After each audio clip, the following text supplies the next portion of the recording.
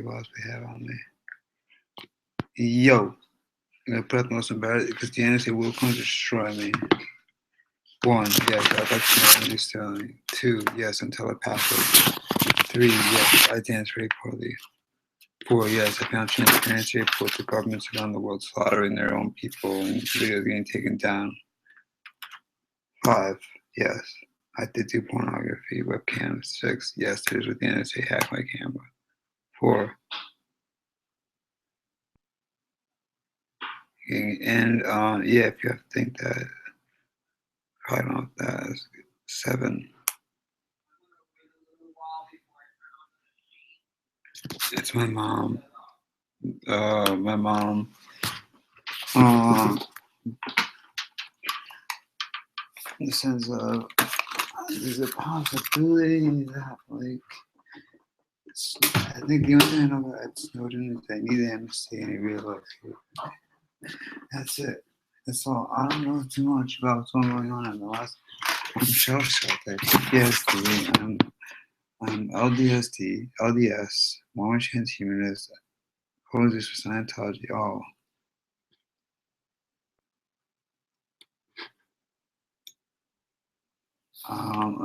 yeah. I mean, keep telling that I'm live. I'm always live, and I'm live for a long time. That's the point. Is that we're live and we can always become live. Okay, that makes any sense. So I'm gonna get my shoes on.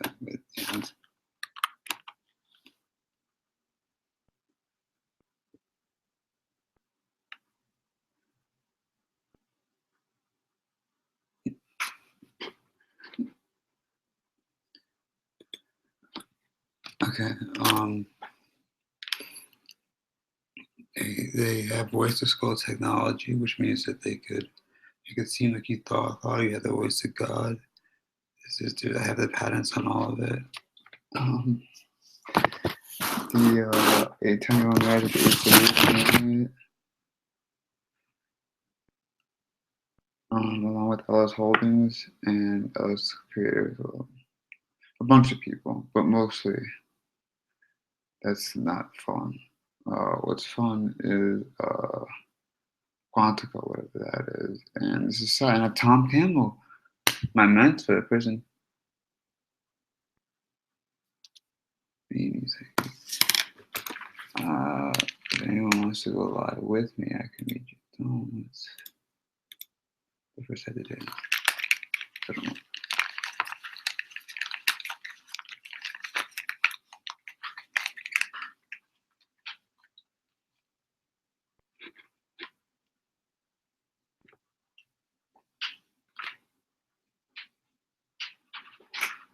Baby.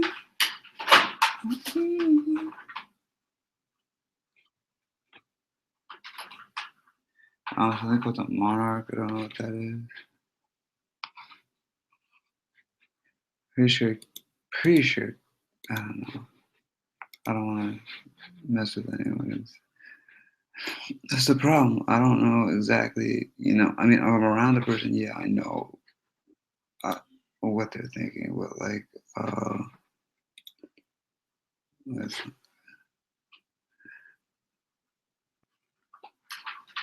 Illuminati. Yeah, I'm Illuminati.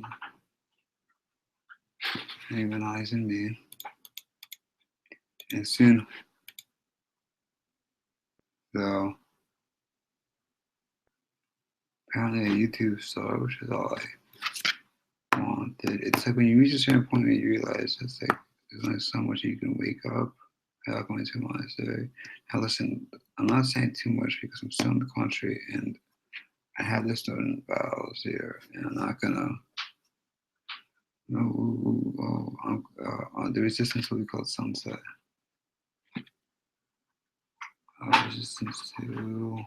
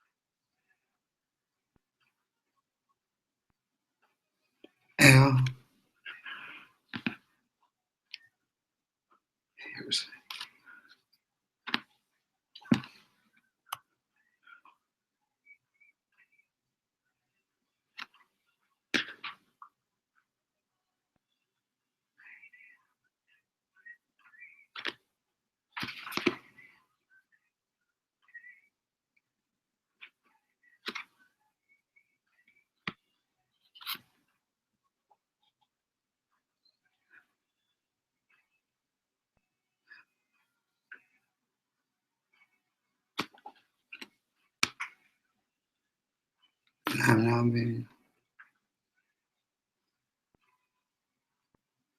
Dude, I can't really say.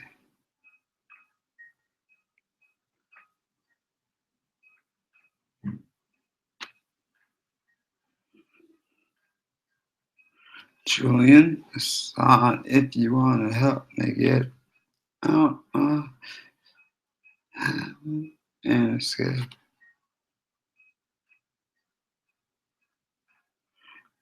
I am technically a whistleblower now, and it's a art.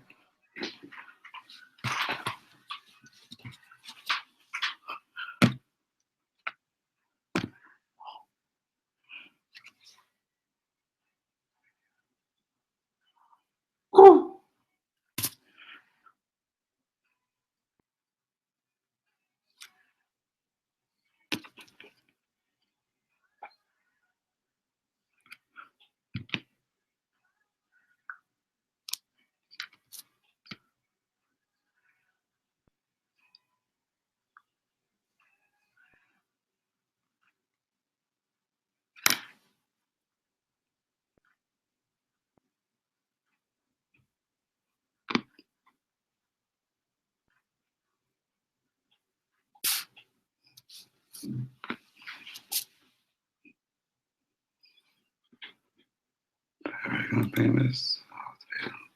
Anyway, yes, tomorrow the next day we're leaving, so I can't talk about much because, you know, I haven't leaked the files when I'm going to. They don't know what I had. They did actually, you know, it was your daddy. It was how you.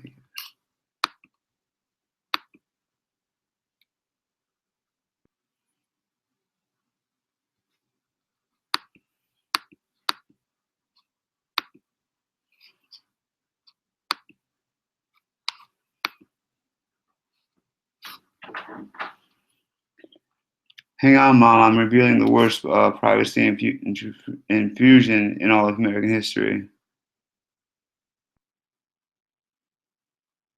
Yeah. It's a bad.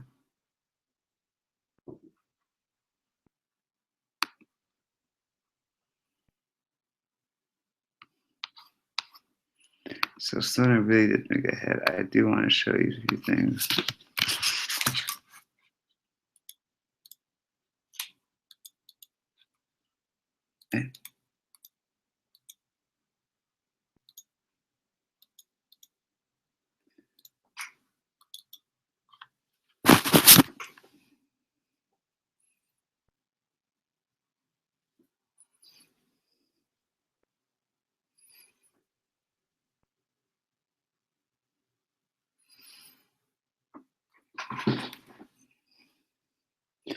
Now, there's a few things we should know about the world. One, Luke Wilson, I mean, a hero, but he's not the head of the Illuminati.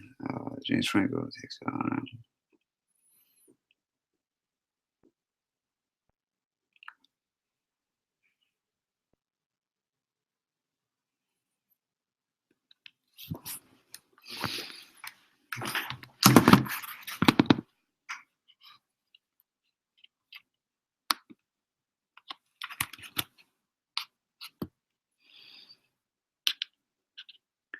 Yes, I did these two quite a bit. And then it got to the point where I was trying to continue to webcam so that they would hack me again and I would have more evidence.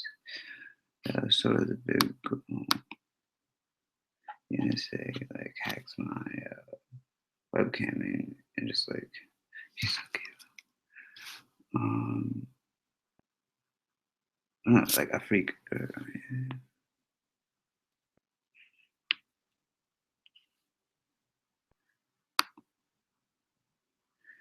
So, hey, what are you doing? Get your cursor out of there. Go on, get out. Go. No, you watch that ad. You watch it. Oh! Direct from The Daily Show, Samantha Bee is coming to TBS. How functional are the VA computer systems when it comes to women's health care? Extremely archaic. Cervical cancers and mammograms are not something you'd find in the coding system. Oh, that's not going to work. Full Frontal with Samantha Bee, coming to late night, premieres February 8th on TBS.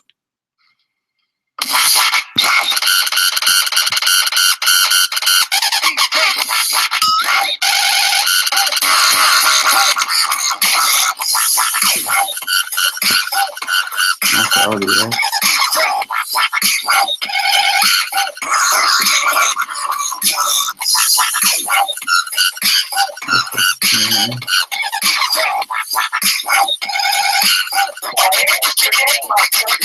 Yeah. Feel everything you get me. Breakdown.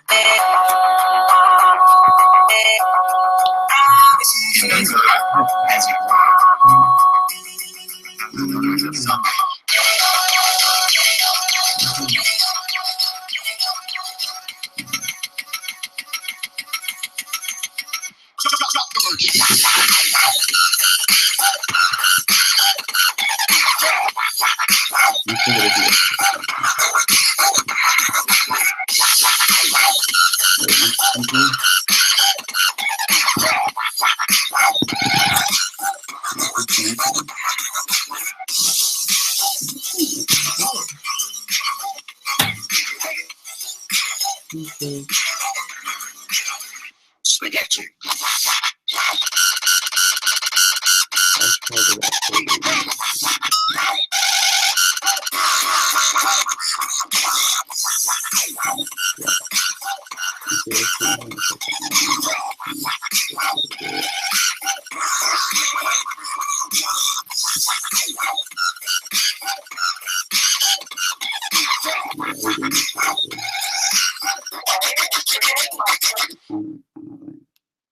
Still tonight about television shoots.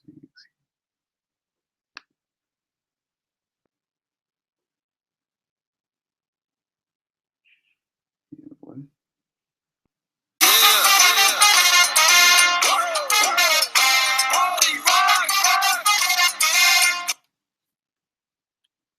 That's to say that they go.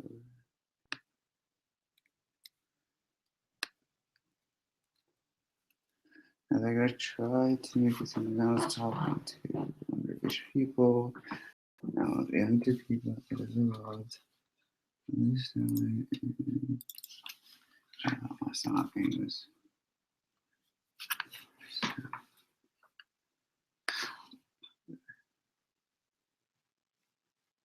Oh, here we go.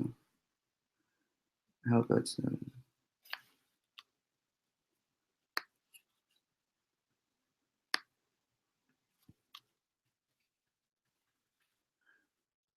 thanks for recent follow. Hello, Joe. Have a great Saturday. Sure. You know, trying to bring up the files. At the patterns on all the technology they're using to do this. Because I can hear it, but you guys can't hear when they say you're not enough, which makes you want to take a job.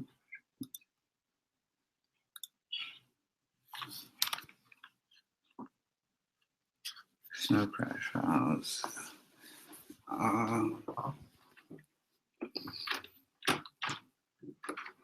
Let's see.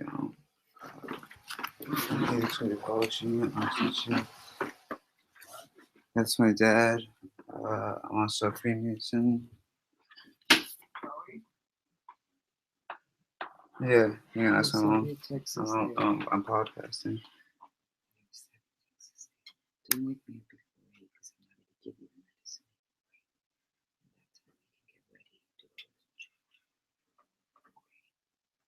What? Okay. Yeah. Yeah. That was how actually. Yeah. I thought I was crazy for so long. I was trying to win on freaking crib. Hot jokes. And wouldn't you if you thought Katy Perry was in your brain? Yeah. I think you need to get Let's go.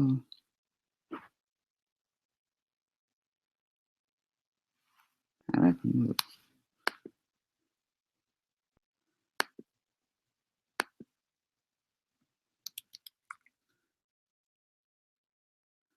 They're gonna. Oh wow! I've taken on a powerful adversary. And it's not like I take them. I am very pro America. I want to work for not Exxon, CIA. If you know what that, then for okay. Oh, I am the jet pirates. Who is Snoop? And you are the same person. I think. Oh no.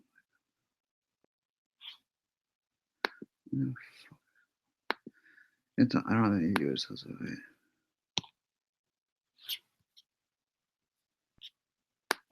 Anyway, check. Oh.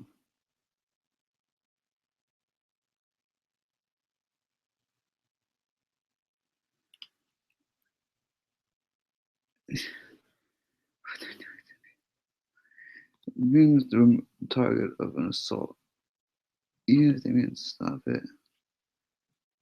Let's see, like, why if it, I don't know if I should click on Katy Perry. I feel like that's what I mean, man.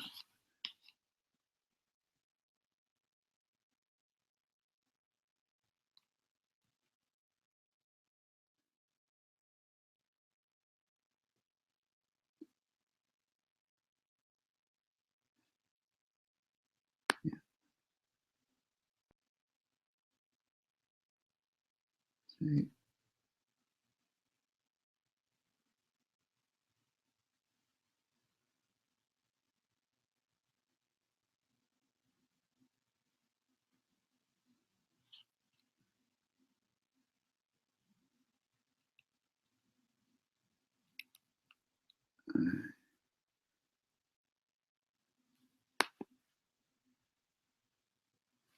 Bear with me.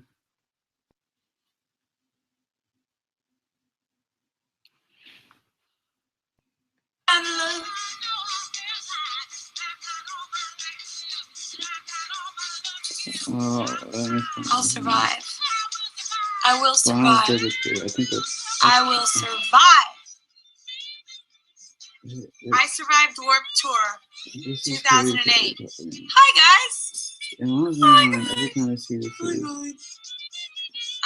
You never thought, right? You're like, where'd she go? No more video blogs because she must have not survived punk rock tour.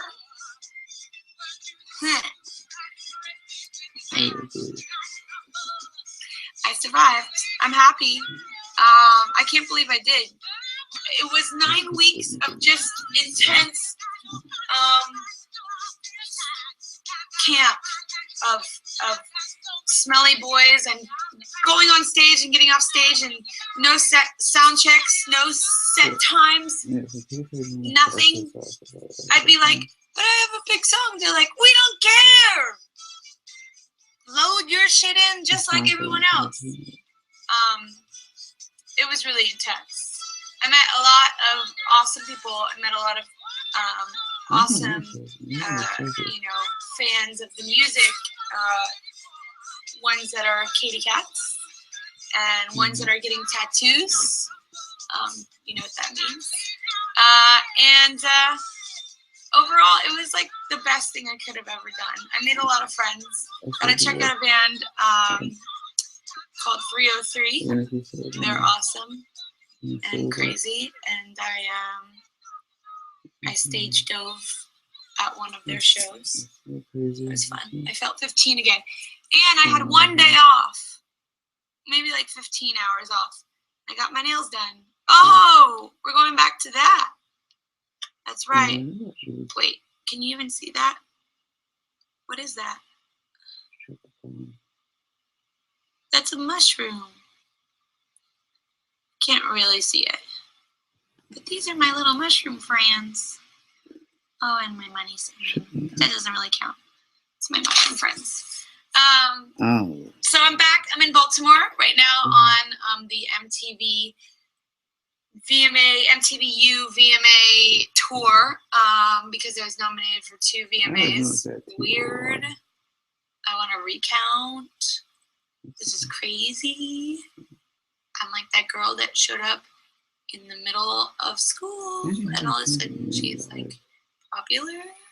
One of the world works is people don't want to talk I don't know about that. But I do know that's new underwear from Victoria's Secret today. Pretty! Oops. And Baltimore was really hot. It was about 110 degrees in on stage. Oh, no. It was intense. But otherwise, it was really fun. And so much has been going on. Like, we've been shooting awesome interviews and covers for magazines. Ooh. And about to shoot the new video for the new single, Hot and Cold. It's going to be really fun. There's going to be a lot of people involved. I wish I could tell you all about it. I just want to spill the beans and tell you. Oh yeah, and also, can you believe it? There's all this like tabloid stuff about, you know, like I read something weird about Lindsay Lohan not wanting to do a photo op with me in Chicago at Lollapalooza, and I was like, I never even saw Lindsay Lohan. That's weird. That must be a different Katy Perry. Maybe they were confusing it with Kathy Terry or something. And you know, it's funny. It's like you have to like. I'm never gonna go and try and put out fires that, you know, other people start. Because I mean, all's good in the hood. Like, I don't know who that reporter was talking to or which mom he was talking to, but definitely not talking to mine, because my parents were at my last 3 shows in California, and they, you know, I think that like people just are crazy and wanting to make up headlines and tabloids, and I never thought I would be involved in that stuff, but I guess that's just the way the cookie crumbles when you live your life as an open book. So I just wanted to say, you know, it's weird how, you know, people get so involved in kind of making up headlines. Weird. Because my mother's very eloquent. She would never say anything so mean and, you know, harmful, and we all have a very good relationship. But other than that, I'm very happy. And I'm coming back to blogging. Are you blogging? I think you guys saw a lot of Marcus Molinari, my best friend, on tour. He's only ever supposed to be on tour for 1 week, and then he wouldn't go away. For 9 weeks, he was on tour. He became like the tour mascot. He had a lot of fun. I had a lot of fun having him there. I love you, Marcus. I've only been 1 day without you, and I love you so much. I also want to kill you. This blog is kind of boring, but I gotta get the hang of it again. Just talking, you know, and remembering that lots of people are probably listening, but still not caring. That's right. If I could fart right now, I would, but I don't have any gas. Wait. I can't. Ooh. Anyways, on that note, love you guys. I'll see you later. Katy Perry's coming back to blogging. No, I actually does. I think I'm supposed to think that that's about a person. You know, other than some relationship with people who do not know who you are. And I said,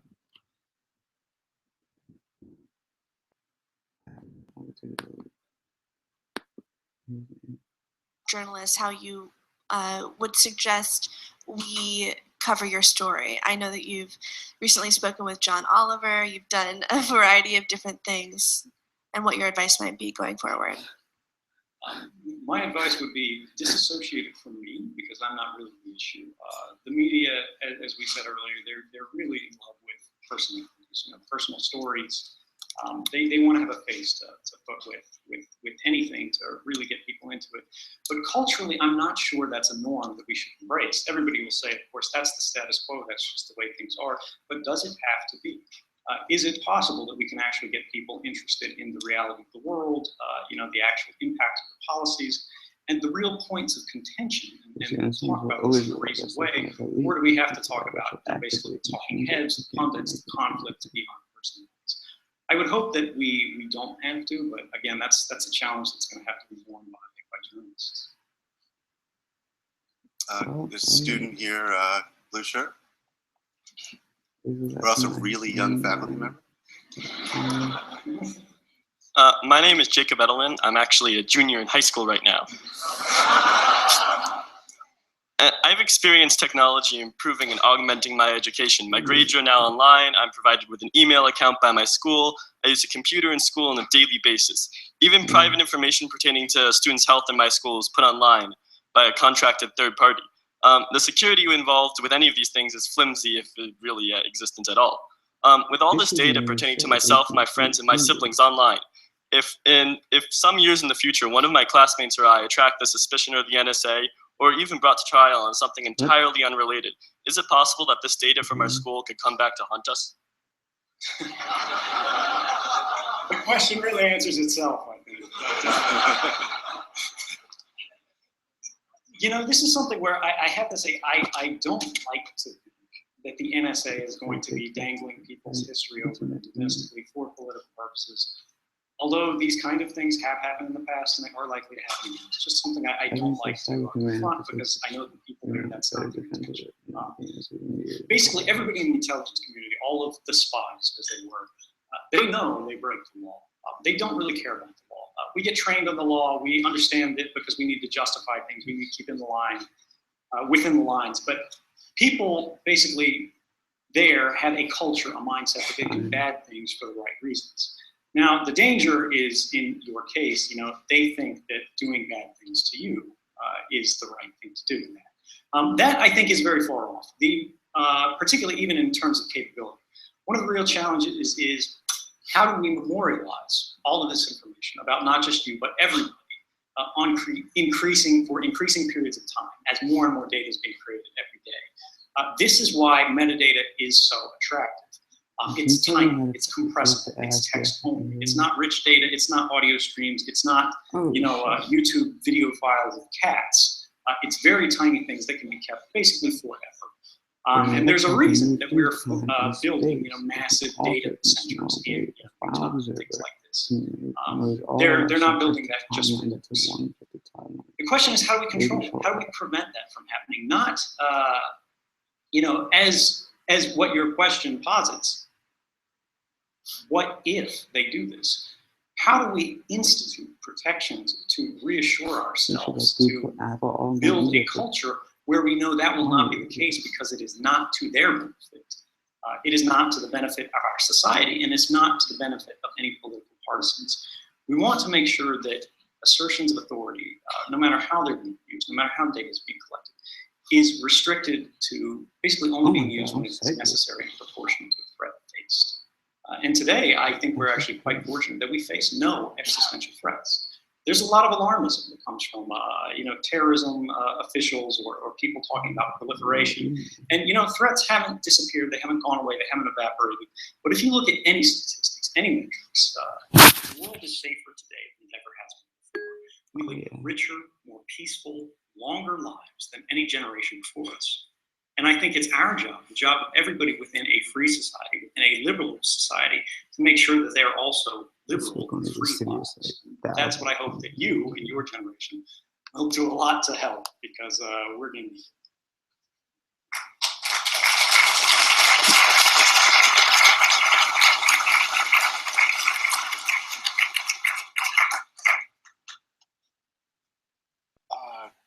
So we've got, before we do another one here, we've got a Twitter question that Kim Shepley will read. I'm channeling Twitter questions. This is one from Rickard, Colorado. I'm not sure if he's in the audience. What's your take on Secure Drop and the other systems for confidentially communicating with journalists and others? Why don't you just briefly explain what that is? Okay. So Secure Drop is a software system designed to allow whistleblowers in really threatened context. You know, we're not talking about somebody working at Walmart. We're talking about somebody working for a national security center, some big adversary banks with a lot of money, giant corporations, pharmaceutical Sunset. companies, things like that, who have a really rational fear of significant retaliation. How do you create a system, a means, a mechanism for them to be able to communicate anonymously with journalists in a manner that's protected and sort of makes it very difficult for them to be retaliated against? How do you protect journalist sources? SecureDrop is a system to use that Tor mixnet routing system that I discussed I got earlier. it, the Tor. In addition, you layer it with some traditional encryption programs like GPG to make sure that even if somebody intercepts the communication, they can't get the content of it. Even if they get the metadata, it's not going to point to you because you don't use this system from your home. You use it from a coffee shop somewhere, an open wireless access point, things like that. So Change the trail doesn't go back anger to all the time. it's pretty good. I don't think it's at a point yet where anyone should trust their life to it. It's still in beta. And all of these systems, you never want to trust that any one wall will protect you. You need to follow a principle of defense in depth, where you layer protections, where if SecureDrop fails, if GPG fails, if somehow you made a mistake and you paid for your coffee at the coffee shop with your credit card in your true name, that you've got some other measures there so that instead of one thing, things have to fail comprehensively. I did similar things in my case, and they did work, so it's not impossible. I'll add just one word for someone with something important to say who is not technical. The purpose of SecureDrop was to make it very hard to make mistakes, to be able to communicate with genuine anonymity and genuine confidentiality about what you're saying with a journalist. I happen to run an instance of SecureDrop myself, which you can find in my Twitter profile, at Barton Gilman. And if you've got something important to tell me, I'd like to hear it.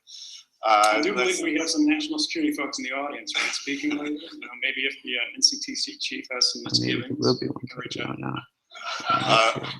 Yeah, he's going to have his shot at me in the afternoon. Someone up there near the top there. Right. Princeton Crest. Thank you. I'm Anastasia Repullo. I'm a student here. And I wanted to ask you, do you think it would be more legitimate, like less of a violation of civil rights, or even practically feasible for the government to gather all of the information that they do now, but like not go through it, not actually monitor it, unless they have evidence or suspicion sufficient to merit a warrant? But let's just to make it clear, in most cases, that's exactly what the government says it does. It does. It ingests all this information, but it promises celebrities are hot. It's got a really good reason. And students should be safe. Right. The government draws a distinction between mass surveillance and bulk collection, which are really, in mechanism, the same thing. By saying the difference is mass surveillance is where you collect everything and then you immediately. I was also being You've got to have people with headphones listening to every phone call in the country for it to qualify as mass surveillance for them. Bulk collection is where you ingest it all. You bring it into your systems, basically. They steal everyone's private records. They put it in basically the database, and then they say, "Oh, but we promise we won't use this unless it's really important." And there is an argument to be made there that it's somewhat different. But in this country, we don't need to make an argument because we have the Fourth Amendment. It forbids not just unreasonable search, where they look at the information, but also unreasonable seizure in the first place. Yeah, whole brain imaging is not legal. Violation in American terms, in concrete terms, is the fact that they intercept private records without an individualized suspicion of wrongdoing in the first place. It's basically preemptive monitoring. That's the violation there. But they do, you have to say, avoid a double violation. And Google and Apple and their interests are not. If a U.S. government official ever denies something on the basis that we don't collect that, collection means something different to them. It doesn't mean what it means in the dictionary. It doesn't mean intercepting a record or putting it in the database. It means pulling it out of the database. That's collections and tasked collection. But I hope that answers the distinction. On the aisle over there. Hi, I'm Joshua Kroll. I'm a graduate student in the Center for Information Technology Policy. I wanted to ask a question following up on the question earlier about bulk collection in the international context, which is, what is the right mechanism for reform of bulk collection on the international level? I mean, how do you prevent the situation where different countries are bulk collecting information on people outside of their own borders and then sharing it with each other, maybe not because they're allies, but because they're at least friendly? And some of these countries do not subscribe to the higher ideals you proposed that we espouse for bulk collection program, limiting bulk collection of foreigners in the context of our own intelligence services. So how do you limit that when people who don't espouse those values internationally have the same, are collecting the same information? Thank you for asking. That's really sort of a policy question of, all right, we can set the standards and the law, but how do we enforce it, particularly when we've got information sharing, when that information is shared out live, to it's always going to be live. and how do we just make sure that other people aren't doing that? Let's say we live in a virtual reality, not a liquid universe. The answer there, at least in the content context, is end-to-end encryption. The way mass surveillance happens is as your communications transit the internet across the lines, fiber optic cables under the sea or the satellites in the air, basically they are collected, they're ingested at the telecommunications companies or third-party taps somewhere that have been dug into the ground or in place on a cable or something like that, that basically allow them to just get everything as it crosses the line. How you prevent that from happening is you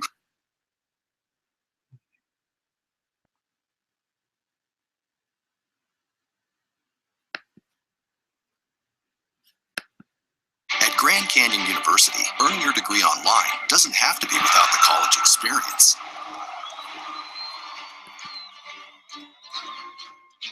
To find your purpose, it takes support.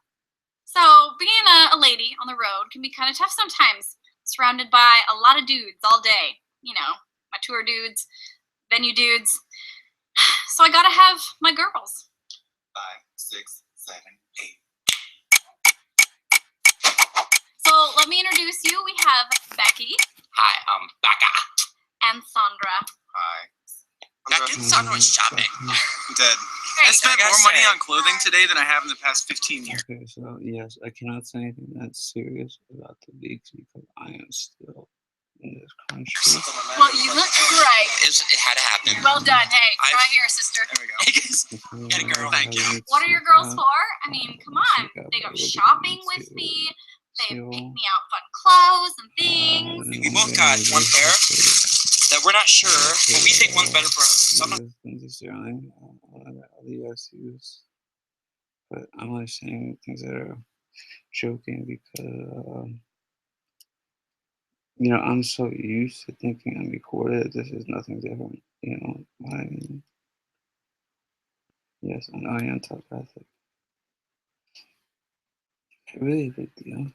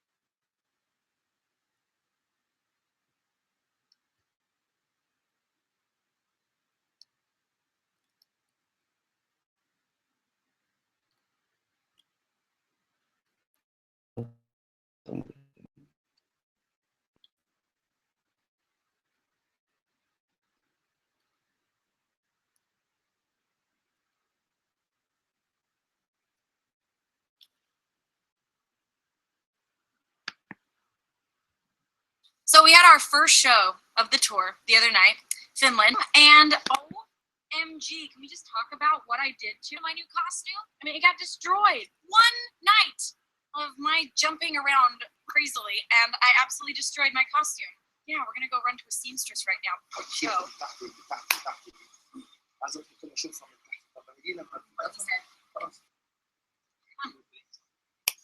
We've had some struggles this tour. Because we have, and our biggest is This just hit us today. We got hit by the tidal wave of struggles today.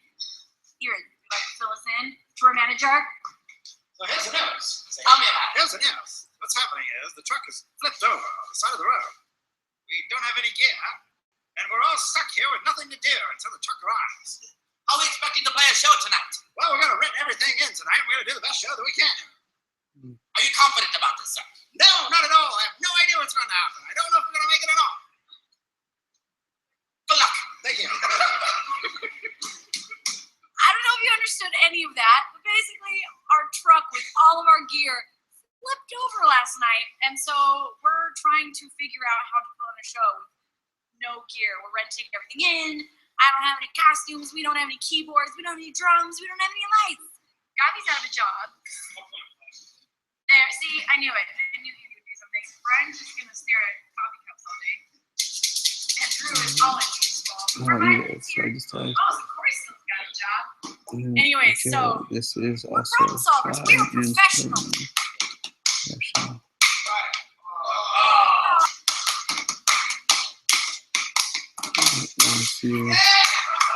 No, I was gonna want to get some cereal. This is okay.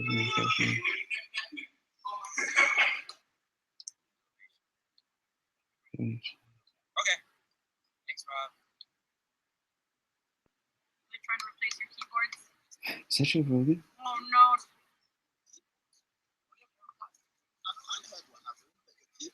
Truck flipped over with all the gear. Everything. So we're just assuming that the Eric, what's the skinny? skinny. You know, people say, what's the skinny when they want to know what.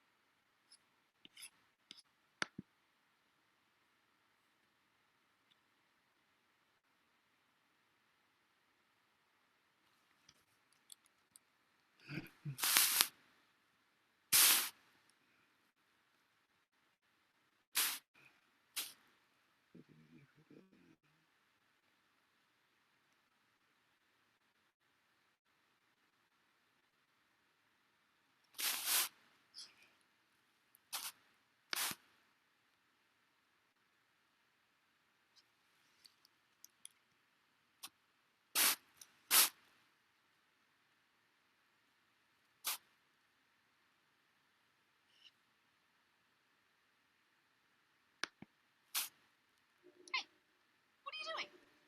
Get your cursor out of there. Go on, get out. Go. No, you watch that ad. You watch it. Oh. Direct from the Daily Show, Samantha Bee is coming to TBS. How functional are the VA computer systems when it comes to women's health care? Extremely archaic. Cervical cancers and mammograms are not something you'd find in the coding system. Oh, that's not going to work. Full Frontal with Samantha Bee, coming to late night, premieres February 8th on TBS.